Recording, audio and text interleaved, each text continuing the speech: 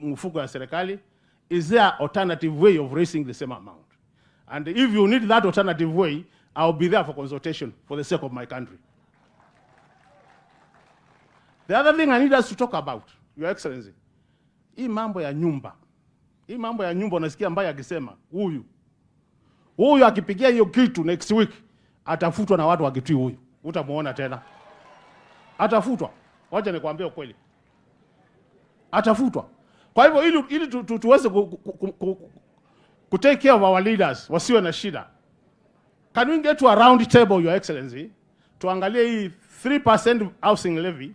Kila Mkenya anataka house. And I really, even me nataka nyumba additional. I have one. I don't mind an additional one. But can we make sure that we get this house in a way that we don't really harm our people? And I want to tell you, Your Excellency, once you get those two right, utasikia hata mbunge, utakisikia maneno. Lakini kama itakaa vile imekaa saa hii, Your Excellency, wengine lazima tutatoa suwari kwa mbunge. Tukisema no. Si lazima tuseme kweli. Kama itakaa vile imekaa, I don't pretend myself. If it will be like it is, kura ya makaliwa Amulu itakuwa big no. That can be reported in Kenya.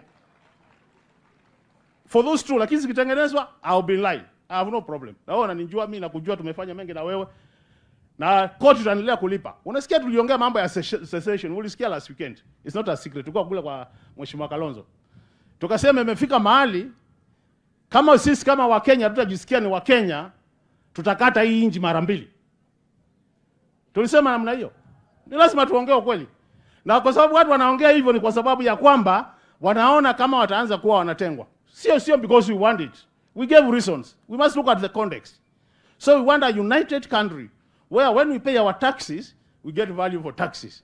And on that note, Your Excellency, sisi watu wa Kitui, nimeshukuru wewe na nikashukuru mheshimiwa kwa ile barabara nataka Kibwezi kwenda Mwingi ya lami. Na tukasema ni asante. Tuwapigie makofi kwa kuhakikisha kwamba tumepata hiyo barabara. Na tunashukuru sana.